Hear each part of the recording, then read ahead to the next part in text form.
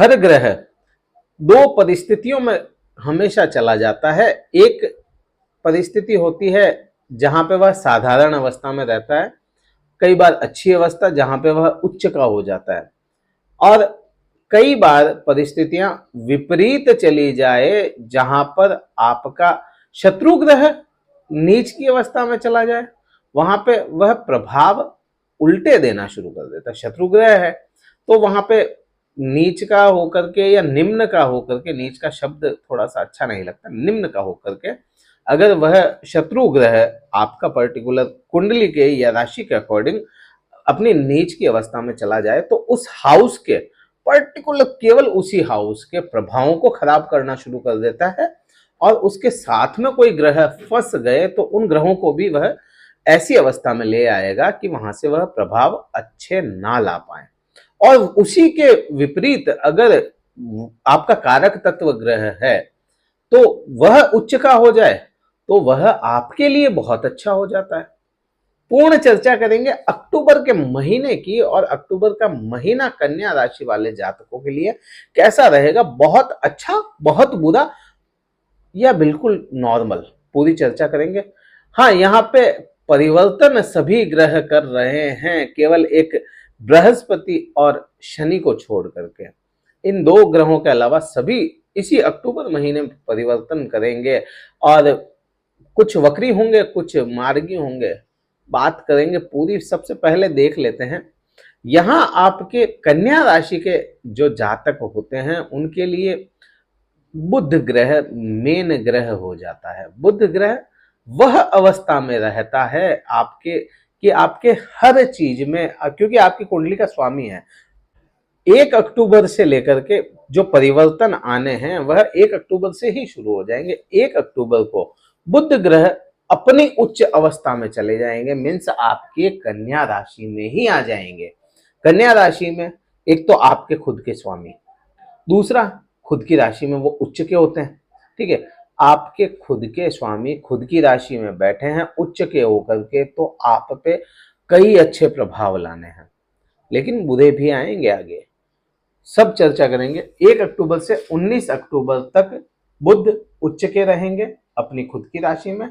दूसरा परिवर्तन रहेगा 2 अक्टूबर को शुक्र जो है वह परिवर्तित करेंगे और कर्क राशि से निकल करके सिंह राशि आपके द्वादश भाव में आ जाएंगे। द्वादश भाव बहुत अच्छा नहीं होता, लेकिन आपकी राशि के लिए यह भाग्येश होते हैं। चंद्र राशि की बात कर रहे हैं हम,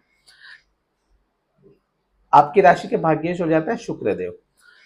अगला जो परिवर्तन होगा 3 अक्टूबर को, 2 को शुक्र कर रहे हैं, 3 को मंगल करेंगे। मंगल ग्रह आपके खुद की कन्या राशि मीन्स आपकी राशि से निकल करके आपके सेकंड हाउस में चले जाएंगे, द्वितीय भाव में चले जाएंगे, जहां पर केतु पहले से विराजमान है। और 17 अक्टूबर को यहाँ पे एक चीज को समझें, सूर्य जो होता है वैसे तो नैसर्गिक तौर पर बुध का साथी या बुध के साथ रहने वाला ग्रह, बुध का मित्र ग्रह है, लेकिन कन्या राशि की जब बात आ जाती है, कन्या राशि का द्वादश भाव का स्वामी होने के कारण यहां पर सूर्य बाध्य हो जाता है, आपके लिए बहुत अच्छा नहीं कर पाता, लेकिन नैसर्गिक तौर पर वह मित्र ग्रह है। दोनों चीजें हो गई कि वह मित्रता भी रख सकता है और शत्रुता भी निभाता है यहां पर। दूसरा, यहां पर 17 अक्टूबर को जब सूर्य परिवर्तित करेंगे वह जाएंगे तुला राशि में। तुला राशि में सूर्य का नीच का प्रभाव आ जाता है, तुला राशि में सूर्य नीच के हो जाते हैं। यहां पर आपके 1 से 19 अक्टूबर स्वराशि बुध रहेंगे, उच्च के रहेंगे, प्रभाव अच्छे लाएंगे, और आपके जो अकारक तत्व है इस राशि के पर्टिकुलर, वह जब चले जाएंगे अपनी नीच की अवस्था में, वहां से प्रभावों को तोड़ने का काम करेंगे। दोनों चीजें हो गई। अब अगला क्या प्रभाव है, वह है 19 अक्टूबर को बुध खुद परिवर्तित करके आपके द्वितीय भाव में चले जाएंगे। द्वितीय भाव में जहां पर पहले से सूर्य अपनी निम्न की अवस्था में रहेंगे, वहां पर 4 ग्रह हो गए। मंगल भी वहीं पे चला जा रहा है, सूर्य हो जाएगा, केतु वहां पर पहले से विराजमान है, और बुध भी चले जाएंगे। 4 ग्रह पूरे ही महीने यहां पर रहेंगे। और 30 अक्टूबर को तो राहु केतु परिवर्तन कर ही रहे हैं, यह लगभग सभी को पता है। अब इनका प्रभाव आप पे कैसा आएगा? अच्छा, शनि और जो बृहस्पति है वो अपनी अवस्थाओं में रहेंगे। शनि शनि आपके छठे घर में है और बृहस्पति आपके अष्टम भाव में है। आप पर पर्टिकुलर अगर देखा जाए तो आपके हर फील्ड में, हर फील्ड की बात कर रहा हूं यहां पर, किसी भी प्रकार की आपके शारीरिक देख लो या किसी भी प्रकार की कोई समस्या यहां पर नहीं रहने वाली 19 तारीख तक। तो कम से कम 19 तारीख तक आपका भाग्य भी आपका साथ देगा। आपका यहां पर मैं बहुत ज्यादा बोर नहीं करूंगा, ऐसा ऐसा ऐसा कुछ नहीं है। 19 तारीख तक जब तक आपकी राशि का खुद स्वामी उच्च का है तब तक आपका कोई कुछ नहीं बिगाड़ सकता। कितनी भी परिस्थितियां खराब हो जाए, 19 तारीख तक आपका कहीं ना कहीं से आपको हाथ ऐसा मिल जाएगा जो आपको निकाल ले बुरी से बुरी परिस्थिति में। यहां तक तो यह समझ में आता है 19 तारीख तक किसी प्रकार की कोई समस्या आपको नहीं आने देगा बुध। करना क्या है आपको? मेन वह रहेगा कि बुध की आराधना आपको करनी पड़ेगी, बुध के बीज मंत्र करने पड़ेंगे। अगर आपकी कुंडली में भी बुध कमजोर हो जाता है तो भगवान गणेश की आराधना आपको करनी पड़ेगी। बात करते हैं अगली, यहां पर 17 तारीख के बाद से ले लेते हैं। 19 तारीख तक तो वो है, लेकिन 17 तारीख को सूर्य भी निम्न अवस्था में चले जाएंगे। तो सूर्य आप पे क्या प्रभाव लाएंगे? देखिए, सूर्य क्या होता है? पिता का कारक होता है। एक तो सबसे पहला आपके पूर्वजों का कारक होता है, वो जा रहा है आपके सेकंड हाउस में, जहां से पैतृक आपके विचारों को देखा जाता है, पैतृक आपकी संपत्ति को देखा जाता है। आपको पैतृक क्या क्या आपको चीजें मिली है। पैतृक जरूरी नहीं है कि यहां से आपको धन ही मिले। पैतृक आप बोली आपकी आपके पिता से, आपके परिवार से मिली है तो वहां पे प्रभाव आता है। यहां से वाणी का भाव भी देखा जाता है। आपके शक्ल सूरत भी है ना, वो सेकंड हाउस से देखी जाएगी कई मायनों में। आपके पैतृक डीएनए क्या क्या मिले हैं आपको, डीएनए में जो जीन्स होते हैं उन तक को देखा जाता है। तो यहाँ पे आपके पिता से संबंधों को थोड़ा सा गड़बड़ करवा सकता है। एक तो ये हो गया, क्योंकि आपके पिता के भाव के स्वामी भी शुक्र उलझे पड़े हैं।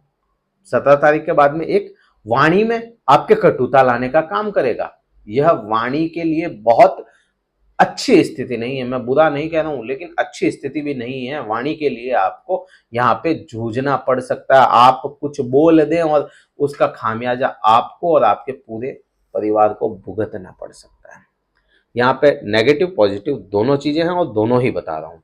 दूसरा, मंगल के प्रभाव कहां कहां होते हैं, क्योंकि मंगल भी वहीं पे रहेगा। तो मंगल के आपके प्रभाव को देखेंगे आप अगर, एक तो अष्टम भाव, यहां पर बृहस्पति बैठे हैं, अष्टम भाव बहुत ज्यादा अच्छा नहीं होता।